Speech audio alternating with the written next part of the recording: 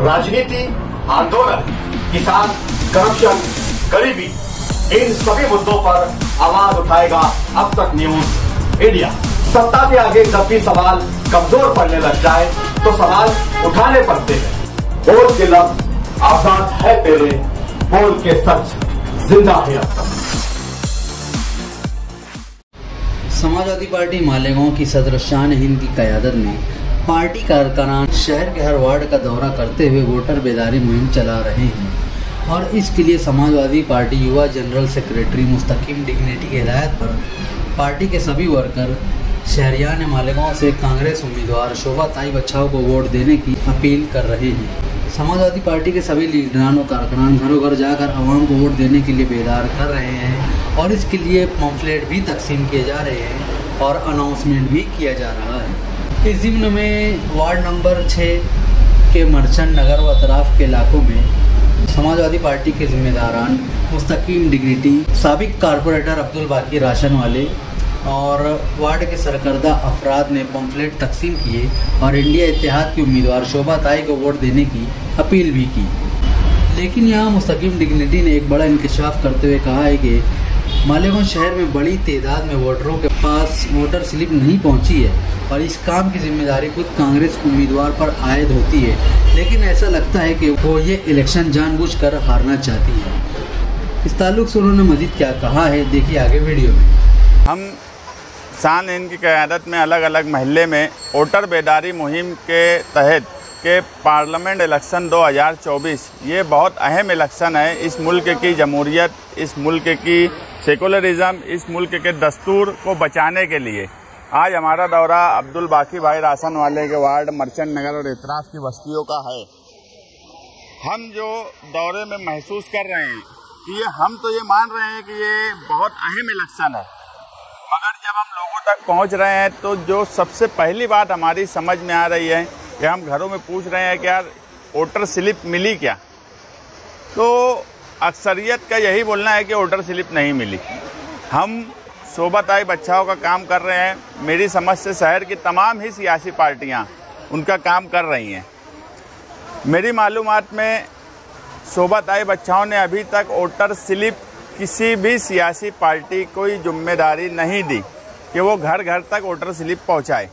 बीएलओज अपने तौर पे जो काम कर रहे हैं, मगर बीएलओज कितना कर पाते हैं ये हम सबको पता है। ये काम हमेशा से कारपोरेशन इलेक्शन हो, असेंबली इलेक्शन हो या पार्लियामेंट इलेक्शन हो, ये सियासी वर्कर ही ये काम किया करते हैं। हम तो बेदारी पैदा करने की पूरी कोशिश हमारी तरफ से कर रहे हैं, मगर उम्मीदवार का सुस्त रहना इतने अहम इलेक्शन में, जिसके ताल्लुक से कांग्रेस पार्टी का ये बोलना है कि ये जमहूरियत को बचाने का इलेक्शन है, सेकुलरिज्म को बचाने का इलेक्शन है, उनके ऊपर बड़े लीडरान भी यही बोल रहे हैं। मगर जिस तरह से सुस्त रफ्तारी, अब मैं इसको क्या बोलूँ कि आज इलेक्शन को सिर्फ 3 दिन बचा है और अभी तक उम्मीदवार की तरफ से वोटर स्लिप नहीं देना कहीं ना कहीं ये जाहिर करती है कि उम्मीदवार का कोई दिलचस्पी इस इलेक्शन में बीजेपी को हराने की मुझे नज़र नहीं आती।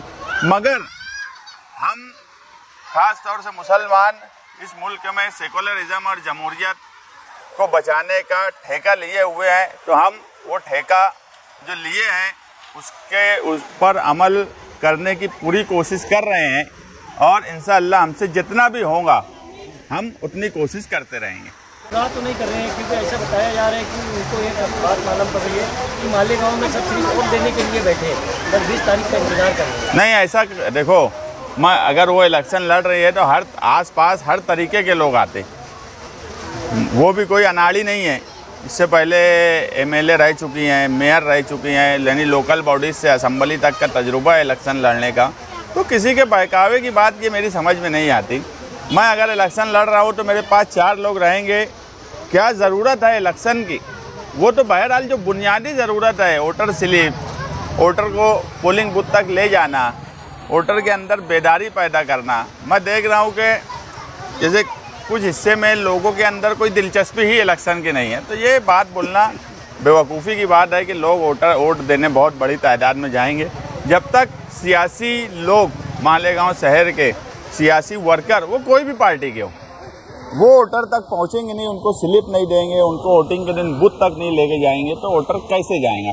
खास तौर से हमारे शहर में माएँ बहनें जो हैं वो नल का, पकाने का सब इंतजाम करती है। मजदूर, हमारा शहर है, मजदूर आते हैं घर पर, वो सब इंतजाम करने के बाद वोट देने के लिए जाती है, तो उनके लिए भी रिक्शे का ये वो इंतजाम हर इलेक्शन में करके देना पड़ता है।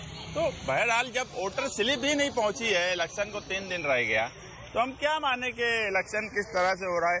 मगर जो मैं बोला कि हमने सेकुलरिज्म, जमहूरियत, दस्तूर, हर चीज का ठेका इस मुल्क में मुसलमानों ने ले लिया, ऐसा कांग्रेस पार्टी मानती है, तो उसी ठेकेदारी को हम अदा कर रहे हैं पूरी ईमानदारी से, और इंशाअल्लाह 20 मई की शाम में 6 बजे तक अदा करते रहेंगे। जो मैं दूसरी जगह भी माहौल देखा, माहौल कहीं ना कहीं अच्छा नज़र आ रहा है, मगर जब इतना कम वक्त रह गया और स्लिप तक का उनका इंतज़ाम नहीं है, अभी तक आउटर और सेंट्रल में उनकी एक ऑफिस नहीं शुरू हो सकी है, जहाँ से वोटर स्लिप, वोटर यादी, दूसरे इंतजामात जहाँ से किए जाते हैं कि ये यादी है, ये वोटर स्लिप है, दूसरे क्या और डॉक्यूमेंट वगैरह जो लगते हैं, अभी पोलिंग एजेंट के फॉर्म वगैरह, ये सब के लिए एक कारपोरेशन का इलेक्शन जो आदमी लड़ता है ना, तो उसको भी ऑफिस और ये सारे इंतजामात करके रखना पड़ते हैं कि पोलिंग एजेंट कहाँ बैठेंगे। अभी तक हमको ये भी नहीं बताया गया है कि पोलिंग एजेंट का फॉर्म क्या है, वोटर स्लिप का क्या मामला है, कोई ऑफिस नहीं है, कोई उनका जिम्मेदार नहीं है। तो ये तो जानबूझ के इलेक्शन हारने जैसी बात है।